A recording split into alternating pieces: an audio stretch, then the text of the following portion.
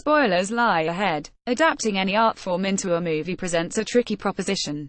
It is, after all, easy to fall into the trap of being too reverential to the source material, whether it happens to be a play, novel or an old television show you're remaking into a feature film. There has to be an element of invention, of reworking the source material into something that stands on its own as a piece of entertainment and, dare we say it, art.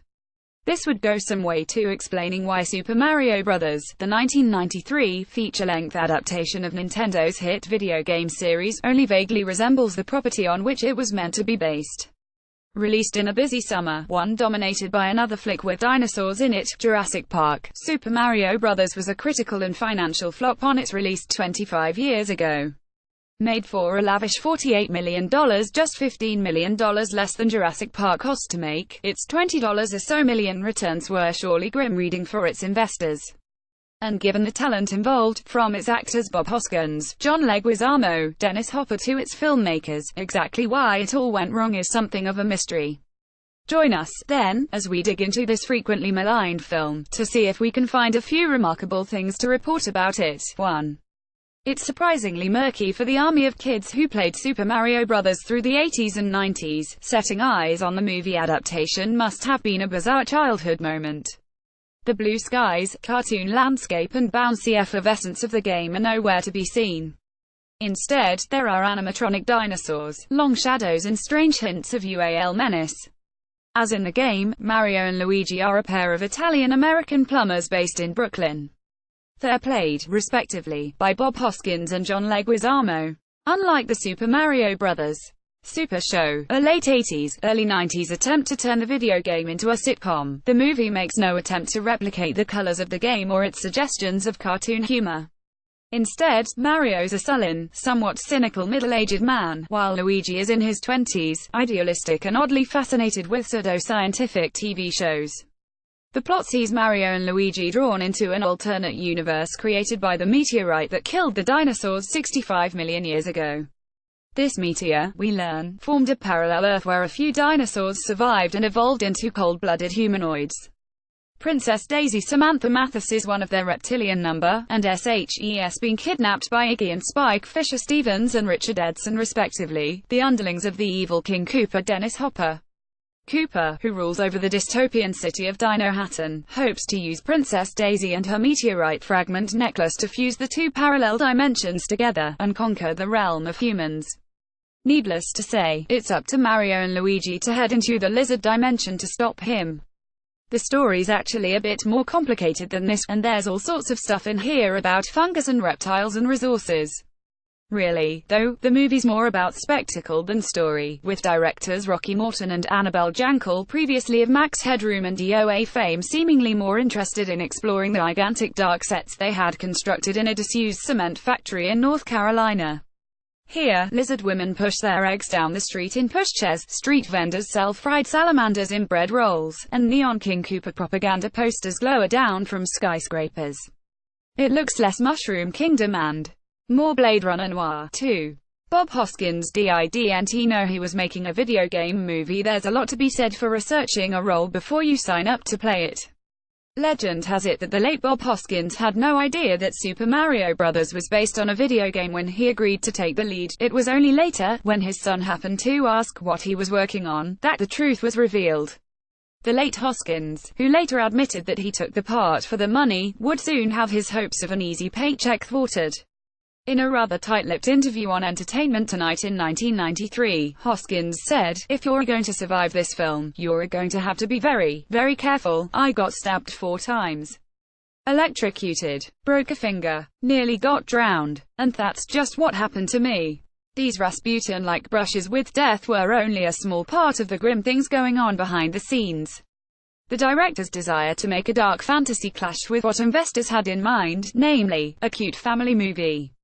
A creative tug-of-war ensued, in which the script was repeatedly rewritten, often while scenes were actually being shot.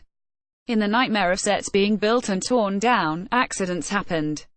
It was John Leguizamo who reportedly broke Hoskins' finger when a van driving sequence went wrong. Hoskins was forced to wear a flesh-colored plaster cast for the rest of the shoot. Look Carey, and you'll spot Hoskins' frozen, plastered-up hand in some scenes. Leguizamo and Hoskins apparently found the production so depressing, they'd frequently drink between takes to relieve the tension. Years later, memories of Super Mario Bros. Are still emotionally charged, even after almost 2 decades. Hoskins would count the movie as his worst professional experience. 3. Mario's surname is Mario. Not long after Mario and Luigi arrive in Dino Hatton, they're arrested by the police, who drive squad cars that look like something out of Mad Max. It's when they're hauled down to the precinct that we learn Mario's surname, which is, imaginatively, Mario. Exactly why the screenwriters bothered adding this detail in isn't clear. It's not even written in as a gag, like that episode of The Simpsons, where Homer goes on a quest to find out what the J in his middle name stood for. It's one symptom, perhaps, of Super Mario Bros.' nightmarish pre-production, where different writers were brought in to have a go at sculpting the script. The first, which imagined Super Mario as a straight fairy tale fantasy movie along the lines of The Wizard of Oz or Shrek, was abandoned when original director Greg Beeman was replaced by Rocky Morton and Annabelle Jankel. 2 other drafts were written by Dick Clement and Ian La Frenais, the writing duo famed for TV shows such as Porridge, and movies including The Commitments and Flushed Away. Their screenplays were darker and more action-packed, and one even included a cameo from Bruce Willis, who would have been glimpsed in John McClane mode, crawling around a duct in Cooper's lair. It was Clement and La Frenais' script which attracted much of the acting talent, particularly Hopper, Hoskins and Fiona Shaw, who plays Cooper's evil muse. Unfortunately for them, Clement and La Frenais were soon replaced by a new writing duo, and the script gradually mutated out of all recognition as the production went on. Willis had a lucky escape. 4. An old lady is thrown off a balcony. Whether you approve of the direction Super Mario Bros. Makers took the Nintendo property or not, it has to be said that some of the ideas in the resulting movie are quite interesting.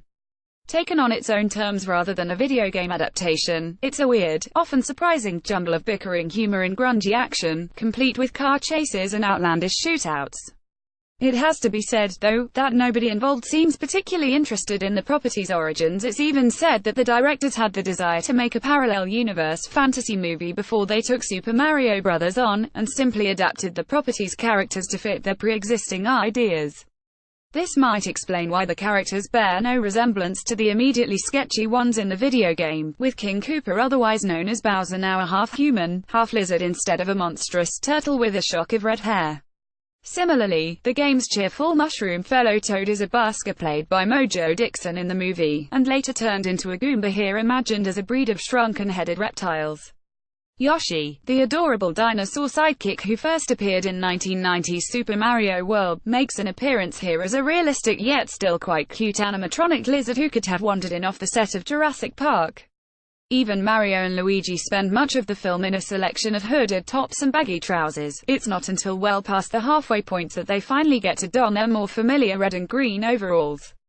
Bertha is perhaps the most outlandish character adaptation in the whole movie. In Super Mario Bros. 3, Big Bertha's a giant red fish. In the movie, Bertha's a large-framed woman who possesses uncanny physical strength. In one of the film's more surprising moments, she picks up an old lady who threatens Mario and Luigi, and throws her over a balcony like a rag doll.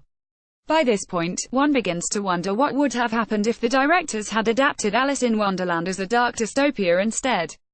The Mad Hatter probably would have been a dealer played by Harvey Keitel or something. 5. Koopa tries to seduce Princess Daisy following his astonishingly unfettered performance in Blue Velvet. We struggled to watch a subsequent movie starring Dennis Hopper in quite the same way. So when Hopper shows up in a movie with a family rating in a low-lit room with Princess Daisy, we're nervously wondering when he's going to start yelling, "Mommy," or "Don't look at me."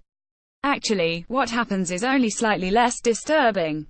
With Princess Daisy holed up in Koopa's lair, which appears to be a parallel universe version of the Twin Towers, if we're not mistaken, Hopper drinks a few shots of alcohol and starts making all sorts of discomforting comments. "You're so fresh, so clean," he hisses. "You know what they say about little girls, don't you? They never forget their first kiss from a lizard." Just when we thought the scene couldn't possibly get any creepier, Koopa lolls his long, lizard tongue around suggestively, while the princess looks on in horror. It's likely that Samantha Mathis didn't have to pretend to be frightened in this scene. 6. Yoshi is stabbed as if Dennis Hopper's CG-assisted seduction of Princess Daisy wasn't enough to freak out the under-10s in the audience. A late scene in which the princess is attacked by a knife-wielding Lena Fiona Shaw would probably have had them weeping into their popcorn, as Yoshi helps Princess Daisy escape by tripping up Lena with his massive tongue. The latter stabs the poor little creature in the back. It's a surprisingly cruel moment, even leaving aside the fact that, in one of the weirder collisions of pop culture, it's Harry Potter's Petunia Dursley sticking a knife into one of video gaming's most adorable characters. It's a bit like seeing Jon Pertwee setting fire to Bagpuss, or Sean Bean throttling ET7. Mario and Luigi go to a nightclub. It used to be an unwritten rule in the 80s and early 90s that all films had to contain a scene set in a strip joint or seedy nightclub. True to form, Mario and Luigi put on a pair of gaudy suits and head to a dingy night spot, where scantily clad dancers cavort to the Divinyls' cover of Love is the Drug. As if all the leather and tights weren't incongruous enough in a family movie, we're then treated to the edifying sight of Mario doing the bump and grind with Bertha, as he attempts to seduce her into giving up the meteorite fragment necklace thing she stole earlier. If the scene has a decidedly kinky, 90s vibe as it stands, an earlier cut of the nightclub sequence would have seen Iggy and Spike clamber on stage to perform a rap song. A production photograph shows actors Richard Edson and Fisher Stevens joined on stage by a dancer in a decidedly PG-13 unfriendly outfit, which is possibly why the scene was cut.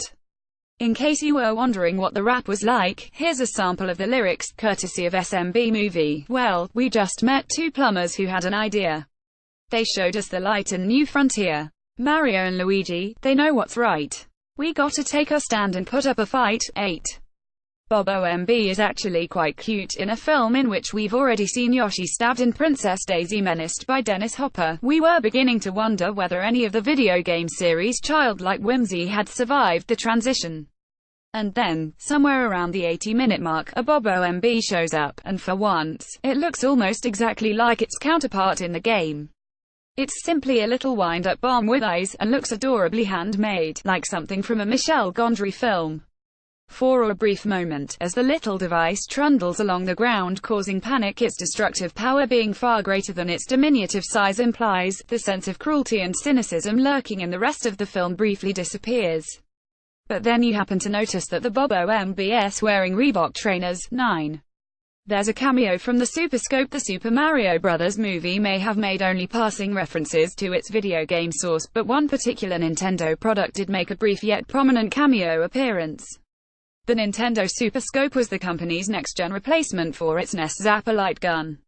Because of Nintendo's sensitivity over guns and violence, it decided to make the Super Scope look less like a pistol, and more like some sort of shoulder-mounted midpoint between a bazooka and a periscope. This ungainly yet immediately recognizable peripheral appears in Super Mario Bros. As a devolution gun, a device which is used to turn a member of the Mafia into a chimpanzee in one scene, and Koopa into a puddle of primordial goo in another. Oddly, no one in the film mentions how annoying it is to have to fill the Super Scope devolution gun with 6 AA batteries, nor how sore their shoulder gets after wielding the thing for more than half an hour or so. Okay, so this isn't the most remarkable point you could make about Super Mario Bros., but bear this in mind, the movie marks the first and only time Academy Award-nominated actor Dennis Hopper was spotted holding a Nintendo product. The scene illustrated above is also noteworthy for the repetition of one of the film's few potential catchphrases, "Trust the fungus." 10. Lance Henriksen shows up for approximately 3 seconds. Super Mario Bros. Opens with a bizarre computer-animated sequence that set the tone for the whole movie. With a voiceover by Dan Castellaneta, it simultaneously introduced the notion of an alternate universe of dinosaur-human hybrids, and also left audiences wondering if they'd showed up for the wrong picture. Legend has it that this opening scene was added at the last minute after executives worried that the film's premise didn't make sense. Fittingly, the movie ends in an equally bizarre manner. Throughout the last act, Princess Daisy has been pointing at a huge pile of fungus and goo, and insisting that it's her father. On our first viewing, we simply assumed she'd been drinking, but in the final scenes, we discover that Daisy's been telling the truth all along. As the now-dead Koopa's spell is lifted, the pile of goo morphs back into the king, played by none other than Lance Henriksen. Incredibly, this brilliant actor is given little more than one line of dialogue. Cough. I'm back. I love those plumbers. Exactly why such a great actor was brought in for such a brief scene isn't clear. Like the opening, the sequence was shot way after principal photography was finished, but it's possible that Super Mario Bros. Filmmakers thought Henriksen might make a bigger contribution to the sequel. With the movie's producers clearly expecting lots of money to be made, Super Mario Bros. Ends on a cliffhanger. Princess Daisy comes bursting into Mario and Luigi's apartment dressed like Ripley, triggering the start of another adventure. Needless to say, that next adventure was never filmed, which is probably just as well. With the production of Super Mario Bros. Proving to be such a nightmare, Bob Hoskins may have been difficult to coax back into the role. It's perhaps fair, then, to give him the last word about the whole ordeal. The worst thing I ever did, Super Mario Bros. Hoskins said in a 2007 Guardian interview. It was a fucking nightmare.